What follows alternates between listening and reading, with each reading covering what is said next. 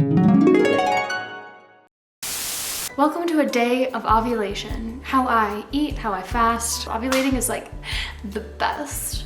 This morning, since I didn't show you what I did, I'm just gonna give you a little recap. I woke up around 8 a.m., stayed in bed till 9 scrolling on my phone like an idiot. Went for about a half an hour walk in the morning sun, and then I had to go to the store. So I went and got a whole bunch of groceries for the week. I'm really into curries this week. I fell back in love. I made one curry and I'm like curry crazy. I'm like planning all these different, anyway. That's what my morning looked like. It is now 3:37 p.m. I haven't eaten yet today because I'm doing fasting. So I'm doing one meal or like a short window of fasting every day. And that's after I work out. So I'm gonna go work out and then I'll see you in a sec.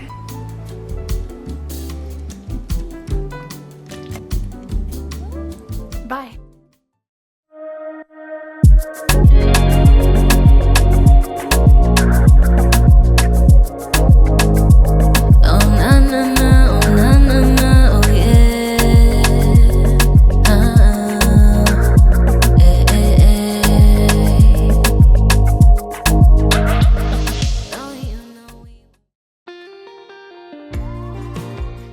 I'm sure you've seen me make so many matchas, but honestly, they are so delicious and I'm really trying to encourage you to try something new. Maybe try making a protein matcha.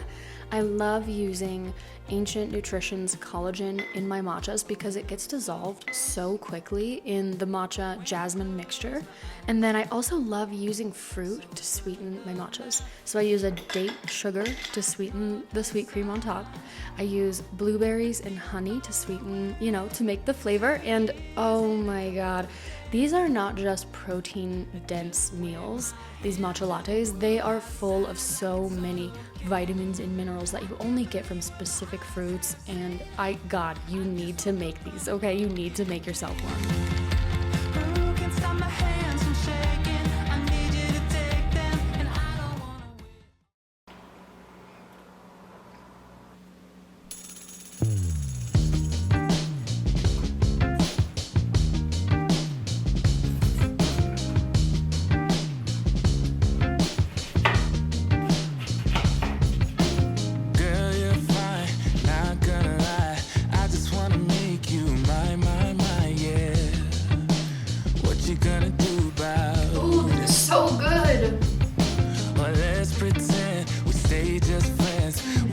Some other guy when the night ends. What you gonna do about? I think that was like 1 minute. It literally took me 1 minute to eat this. It was so good.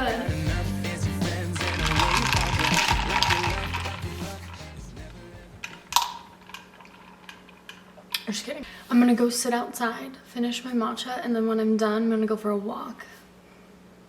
A digestion walk. And also to use some of the energy I'm literally giving myself with that matcha right now. Because it is 5:11 p.m. and I'm drinking a matcha. With the amount of matcha I use, that's only 65 milligrams of caffeine-ish, But I used to do cocaine, so any amount of caffeine is too much. The only reason matcha doesn't make me feel crazy and overstimulated and kind of put me back in that druggy mindset is because it contains L-theanine. When you mix caffeine and L-theanine, like nature did when it created green tea leaves, it's more of a clear, focused, and mellow caffeinated experience than if you were to just down a cup of coffee or caffeine pills. I don't know what people do for caffeine these days, but... And honestly, this is not for caffeine at all. It's just because of the health benefits, because I love having a routine and I love having a little drink. It's just become my favorite thing in the world.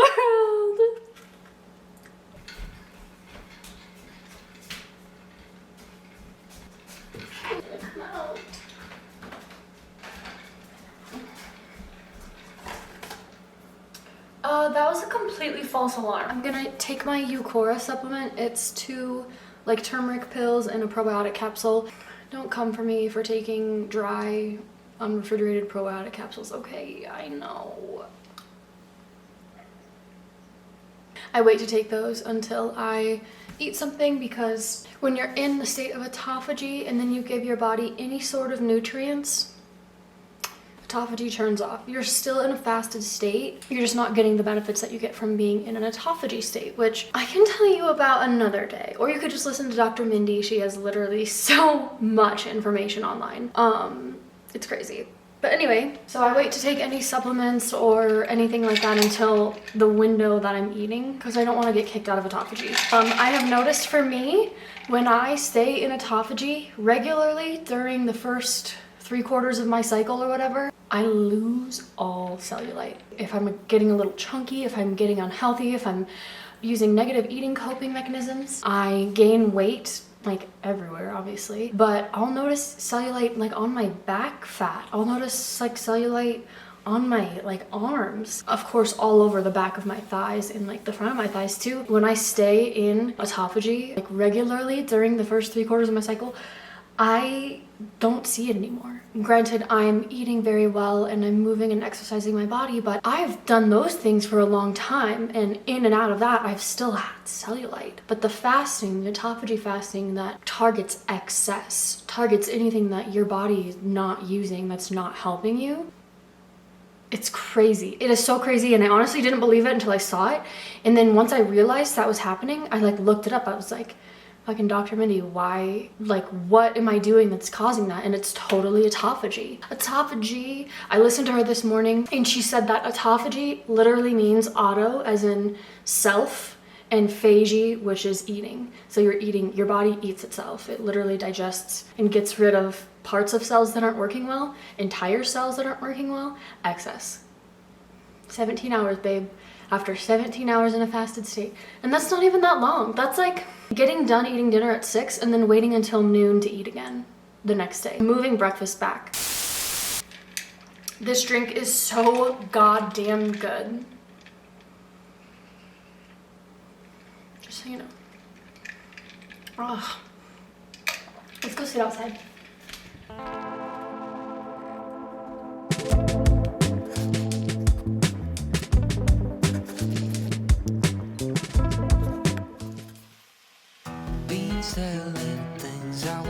I took such an unnecessarily long break from making curries at home, but I'm so glad I remembered how good they are, how deeply nourishing they are. They have so many factors, from using the bone broth and the coconut milk for the sauce and all the spice mixes and all the beautiful properties each individual part of those spices has on our body.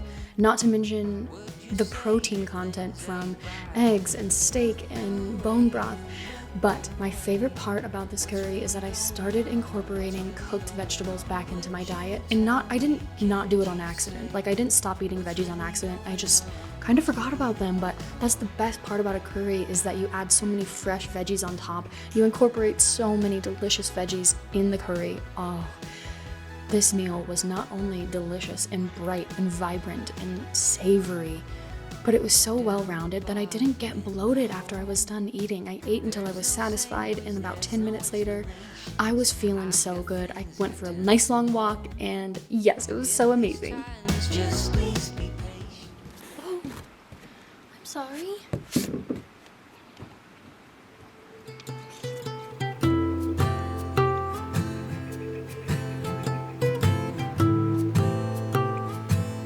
I am ovulating right now, which typically means high energy, happy, bright, cheery personality versions of me shine through.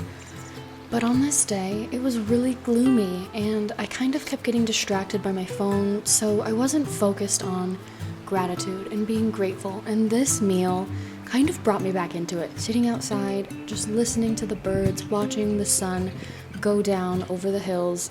This was exactly how I grounded myself on this day, and I just need you to know it's okay to not feel happy every day, even if you quote-unquote should because of your hormones. It's okay.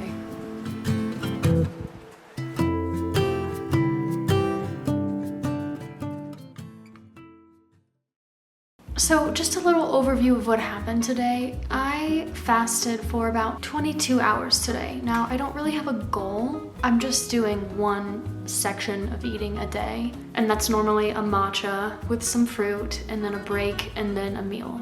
And that's making me feel really good. It's helping me perform with my exercise. It's helping me perform mentally so well.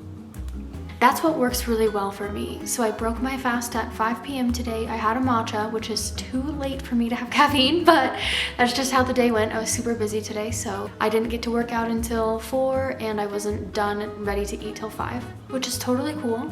I had my curry and a walk about 2 hours later, which was perfect for me. I got some stuff done around the house, did some chores, and had to prep a little bit of food for that. And then after I got done eating, I sat outside and hung out with my kitties. If you are interested in the timestamps, if you're interested in seeing videos where I go through my entire day as a content creator, I would love to make them. I just don't want to bore you if that's not what you're into and you just want to know my schedule so that you can think about how that could maybe work for you, or if you like some of the concepts of the things I'm doing, that you can maybe work on integrating them into your life. I will say one thing as a disclaimer. I have watched so many people's routines. I have learned so much information about how the body works and how to support it through fasting and through food and through exercise, obviously. When it came down to it, I had to go step by step and integrate new things I learned and figure out how they worked for me and how to use tools the best. And also, I'm a cyclical person. I cannot do the type of day you watched me do today every day because right now I'm ovulating,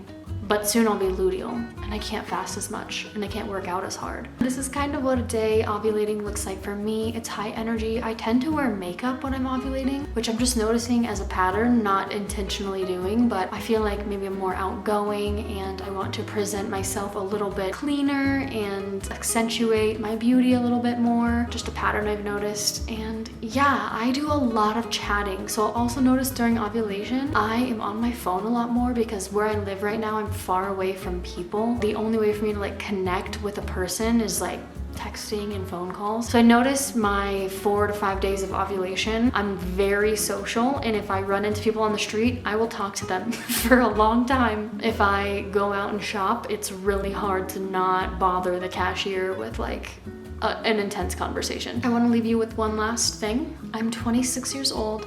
I just learned how my body works 1 year ago. Not even 1 year ago.